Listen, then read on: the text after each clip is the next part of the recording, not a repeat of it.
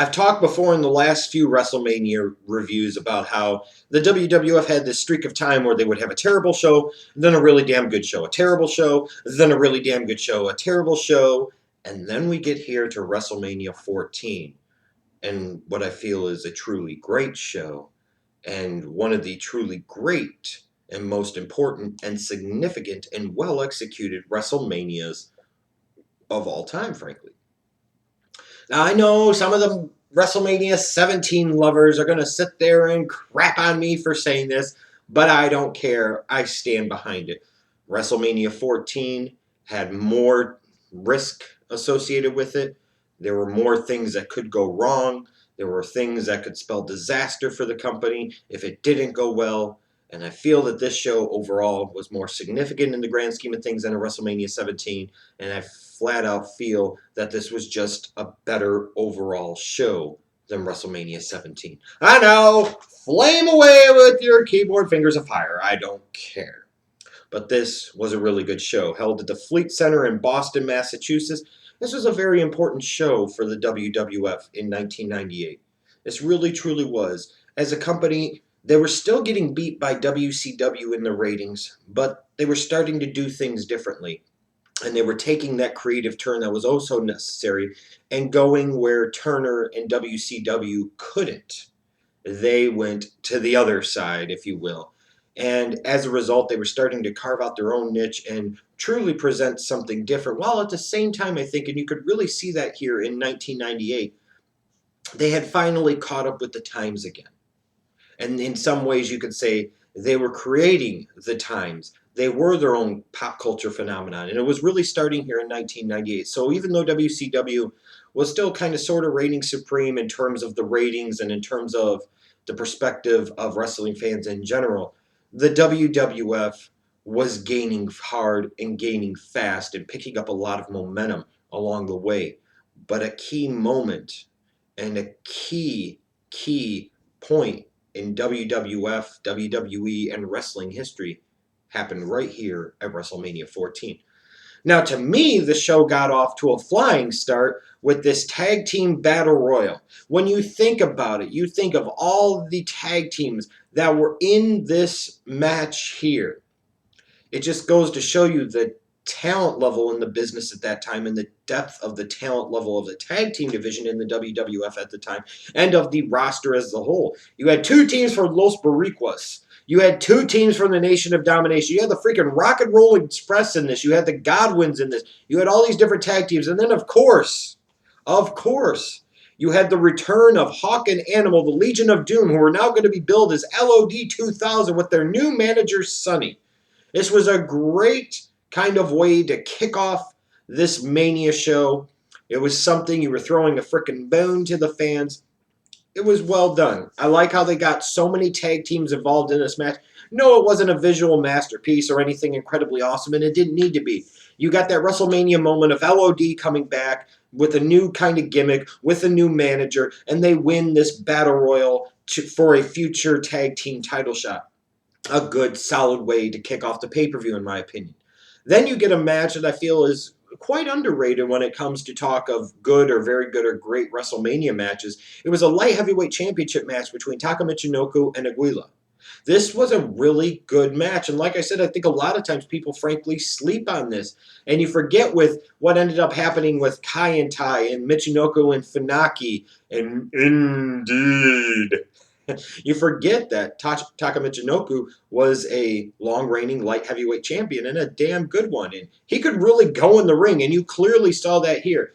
This was a fun match to go watch. Every year I go back and watch WrestleMania 14. I have no doubts that I want to watch WrestleMania 14 because it was such a good damn show to me. But I always look forward to watching Taka Michinoku versus Aguila. It's a really damn good match. And if you have an appreciation for the kicks and the flips and everything else, this is the type of match you want to see. You'll see Frankensteiners. You'll see all types of crazy shit. Michinoku could go. And sometimes I think that gets forgotten just how much he could go. Then you get the European Championship match. Yes, back when they had 3 titles, so to speak. And this title in and of itself was a good excuse to have people feud. And it just, again, speaks to the talent level on that roster at the current time. You had Triple H taking on Owen Hart And the whole stipulation behind this was that you were going to try and keep China from interfering, so she was going to be handcuffed to the commissioner, Sergeant Slaughter. Owen Hart had been European champion, and before that, Triple H had been European champion. Triple H got his belt back, and now here we come at WrestleMania 14. And this was, again, a solid match. Not the greatest match that either one of the two of them have had at a WrestleMania, that's for sure, but a really good, solid match that anybody at a WrestleMania would be proud to have. And the way this worked out, where Chyna throws the powder in Slaughter's eyes, and she low blows Owen, and Triple H finds a way to get the victory. You know, this was setting up, obviously, for what was going to happen on the next night on Raw and going forward, featuring Triple H in an even more prominent role and starting to really try to establish him as a future top guy, a future single star. And you look back on this, and this was kind of a significant match in his career to get this kind of key WrestleMania victory here. And frankly, overall, just the match and the story worked better because you could even go back to Triple H being aligned with Shawn Michaels and being a part of DX, obviously Owen being a part of the Hart family, and what happened with Brett at Survivor Series 97. So you still had some of those elements at play here. But this was a good match.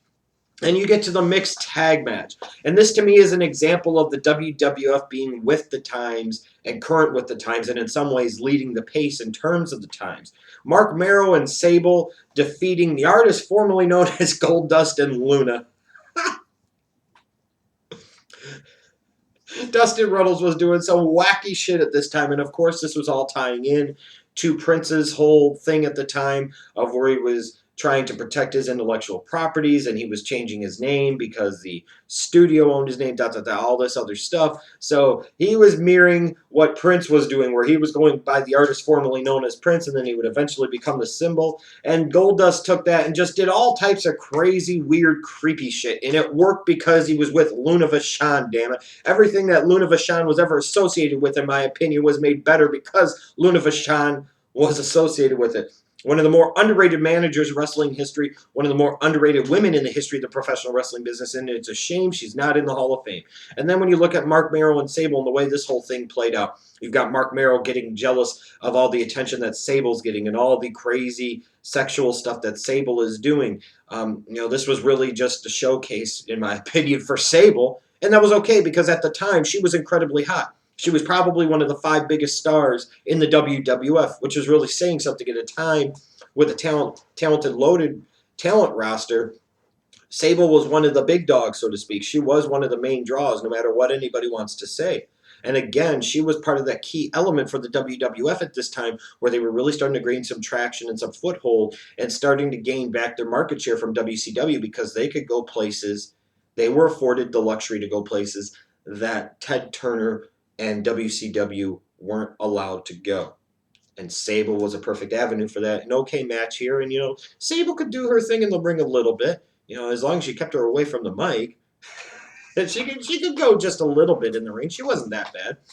And then we get to the Intercontinental Championship match, which has always been a favorite of mine in terms of the way they were establishing both characters. You've got The Rock and you've got Ken Shamrock.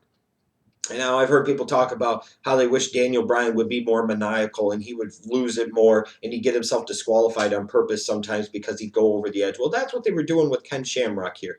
And the whole story with this, obviously, is the fact that The Rock was part of the Nation of Domination. They were really starting to tease some tension and animosity between him and Farouk, teasing a future power struggle between the two, which was already kind of going on here. So you have The Rock aligning himself with the rest of the Nation of Domination. Then you have Ken Shamrock kind of being that lone badass. And here you go, you've got The Rock loses to Ken Shamrock, but Ken Shamrock goes ballistic and batshit crazy and is throwing people all over the damn place, doing all types of shit, and eventually won't let go of submission hold. He gets disqualified, so he goes from winning the match and winning the IC title to losing the match and losing the IC title, and The Rock remains champion. Of course, Farouk comes out at one point and says, I changed my mind. I'm not going to help you. This was well done, man. We were really setting the table here for the rest of 1998 where you're going to make The Rock a big-time focus and you were going to really give him the chance to shine and become a single star. And you were establishing what you were going to do with Ken Shamrock and the type of character and performer he was going to be for the WWF. This is a fun match. Not a great IC title match, a fun match. And speaking of fun, The next match, the dumpster match. A dumpster match for the tag team championships. This was a good piece of business. This was a really good feud between Cactus Jack and Chainsaw Charlie, Mick Foley and Terry Funk, and the New Age Outlaws. I know Terry Funk told me he hated being Chainsaw Charlie, and he thought this was stupid. Well, as I told him, I said, you might have thought it was stupid, but a lot of people, myself included, do not. You and Mick were fucking crazy. You're still fucking crazy. And that's why Cactus Jack and Chainsaw Charlie as a tag team work so incredibly well. You're fighting each other at the freaking Royal Rumble. And here you are. You're so angry and mad at everyone that you're going to sit there and have a freaking dumpster match. This match is fun. One of my 10 favorite matches in WrestleMania history. This match was so goddamn fun because you actually believe that Mick Foley and Terry Funk, especially a Terry Funk being a Chainsaw Charlie, would be this fucking crazy to do that type of shit. They had a dumpster match, and it worked. And it fit, again, with what the WWF was trying to do in 1998, where WCW was really going there with the hardcore type of stuff. WWF was starting to go there. They were starting to borrow and rip off, steal from ECW and do their thing, and that's what they did here. And this match was a lot of fun. And then we get to the two big featured attraction matches that this show was ultimately built around. That was The Undertaker versus Kane, and then, of course, the WWF Championship match.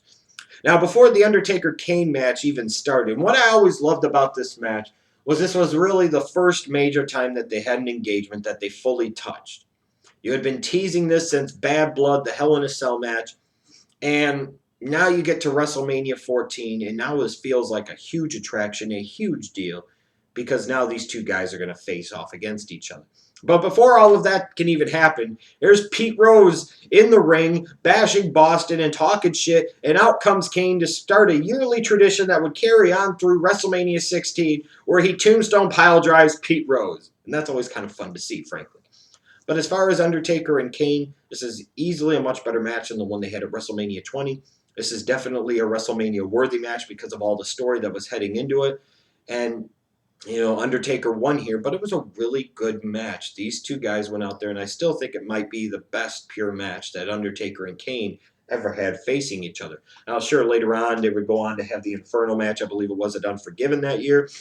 But this right here is a match that I really enjoy going back and watching because it's a reminder of how well the WWF at the time used to tell a story and how well they developed characters and how well Kane was brought in and how well they, you know, kind of implemented Paul Bearer here as the major plot device for the feud between these two brothers.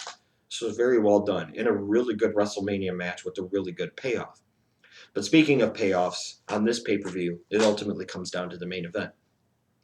For the WWF at the beginning of 1998, they were still getting their asses kicked in the ratings by WCW. They had started to go in a different direction, but you know, it takes time to establish your niche and establish your foothold and get people to understand that you're doing things differently and you're changing. And the WWF had changed dramatically. But what they really needed was they needed that person, like they had at WrestleMania 1 and 2 with Mr. T. They needed that person that could really bring some new eyeballs, some new mainstream eyeballs to their product that haven't watched probably in close to 10, maybe even 15 years. And that's where they go after one of the most controversial athletes of my lifetime, Mike Tyson. Now, this was a huge risk for the WWF, and I think sometimes this is underrated and underestimated just how big of a risk this was. You're talking about a WWF that in 1997 was hurting terribly financially and had just lost Bret Hart to WCW. You have the Montreal Screwjob. You have all these negative feelings and ill will towards the WWF. And now they start to go in this different direction. And here you bring in the baddest man on the planet, Mike Tyson, who perfectly fit what the WWF was trying to do at that time, what they were trying to accomplish, what they wanted their identity, to be at that time. That's what Mike Tyson did. Similarly to what Mr. T did in 85 and 86 with WrestleMania 1 and 2. That's what they wanted their identity to be, and Mr. T perfectly fit into that. Well, now you fast forward to 1998, and Mike Tyson perfectly fit the image of what the WWE was trying to project. They were going to be about controversy. They were going to be about being over the top and living over the edge and doing all of these things. And bad publicity, good publicity, doesn't matter. It's all publicity, therefore makes it good publicity. And Mike Tyson, this is a guy that they gave a couple $1 million to do this at a time where the WWF didn't exactly have a lot of extra free capital or cash on hand to be able to easily afford to do this. And you talk about all the risk associated with doing WrestleMania 1. Well, this was incredibly risky here, too, because if Mike Tyson didn't bring new eyeballs on the product, if Mike Tyson didn't have an impact, ultimately this would go down as a rousing failure. And the WWF maybe, just maybe, even with the change in direction with the whole Attitude Era, maybe they wouldn't never have recovered. It's very possible. Now, of course, you bring in Tyson, and at one point in time, you're really making it seem like almost you're going to have Austin versus Tyson as a match at WrestleMania 14, which I know there had to be some discussions about, but eventually the cooler heads prevailed and said, no, Tyson's done his job. He's gotten all this mainstream publicity for the WWF. This shit is going everywhere, and there in the fold is also McMahon, and there's freaking Austin, there's Shawn Michaels. Let's just make him a special guest enforcer. So now we get to the match, and you've got Steve Austin, the Royal Rumble winner, taking on the leader of DX, Shawn Michaels, for the WWF Championship. Now, of course, Shawn was coming into this event very hobbled. He suffered that injury at the Royal Rumble match earlier in the year against The Undertaker, that casket match. But, this is a guy that was banged up. It was everything else. So it was time to move on from Shawn Michaels. And it was time for him to go get some rest. It was time for him to go get himself right, which took him a few years to actually do all of that. But it's always funny. I've heard the story about how when it came time for this match, that after Taker wrestled his match, he retaped his hands, I believe it was, and sat at the gorilla position and watched the monitor for the entire match to make sure that Shawn Michaels was going to do business and that he was going to do the right thing and that he was going to do the right thing for himself, for Steve Austin, and for the WWF as a whole. Because let's face it, Shawn Michaels at this time was an incredible prick, and you could even sit there and he'll tell you that because he knows it's true. It can't be denied. Everybody around him knows it was true, and it can't be denied. Even when you look at the post-WrestleMania 14 news conference, and you see Shawn Michaels being escorted out by Triple H in China, and there he is kicking the door and throwing a big hissy fit as only Shawn Michaels could. So there was a lot of questions and concerns about whether or not Shawn Michaels was ultimately going to do what was right for business. But to his credit, even if he didn't want to, even if he didn't like to, he had to also know that it was time and that the WWF was going in a different direction and that he was the perfect guy to help establish that new direction with Stone Cold Steve Austin. This is not one of the great WrestleMania main event matches of all time. One thing that really does help this match, though, is that you knew Shawn Michaels was in pain, and it showed. But you got to give the man a lot of credit because you could tell he was in a lot of pain. He was incredibly hurt, and he managed to go out there. And while he didn't really necessarily steal the show and put on that type of match that later on in his career Shawn Michaels would become notorious for at a WrestleMania, that stealing the show, Mr. WrestleMania showstopper type of match, the fact of the matter remains is that Shawn Michaels was good enough and toughed it out enough to do what he needed to do business the right way, to establish Stone Cold Steve Austin as the man, as the future of the company, as the leader of the company going forward, and he did business and he did the job. And when you think about it and you see Austin hit that stunner and get the 1, 2, 3 when Tyson comes in, it just has that feeling of, man, right there when you go back and watch it, you're like, man, that's when something special began. That's when the WWF changed forever. And it's true. And as Tyson's raising Austin's hand, you're like, man, this is a WrestleMania moment. And even afterwards, when Shawn Michaels is pissed off because he realizes that Mike Tyson has double-crossed him, and Tyson gives him the old right hand. Michaels didn't have to do that, but he did because the moment called for it. And when all is said and done and when all comes to pass, this to me was a tremendous WrestleMania card. Sure, there might have been some WrestleManias with better in-ring action, maybe like a WrestleMania 17. Sure, there might have been WrestleManias that had a bigger audience than what they had here at the Fleet Center for WrestleMania 14, like WrestleMania 3 and so on and so forth.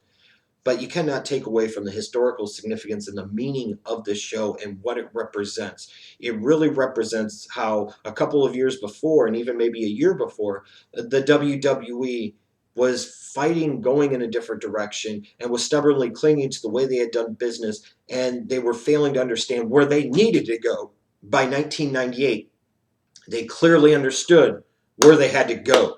They had a consistency in their message, in their vision, and in their leadership, and in the direction. And you clearly see that here.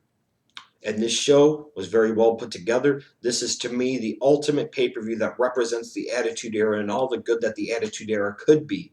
It was WrestleMania 14 here in 1998. So it's a tremendous show, and I've always said that it's the second greatest WrestleMania of all time, and I truly believe that. Whereas WrestleMania 3 took wrestling to an entirely different stratosphere, WrestleMania 14 was that moment in time where the WWF knew it was just a matter of time before they were going to be the kings of professional wrestling again. This here, even though the Attitude Era had started, in '97 and started a few months before, this was the real, true launching point and validation for the Attitude Era. And that, to me, makes it a better show and a more significant show than, let's say, a WrestleMania 17 or a WrestleMania 20 or a WrestleMania 6 or WrestleMania 7. There's just more involved here with WrestleMania 14. Don't agree with me. I don't care. We have the benefit of going back and looking through the scope of history, and I stand by what I say. This is truly one of the great WrestleManias of all time.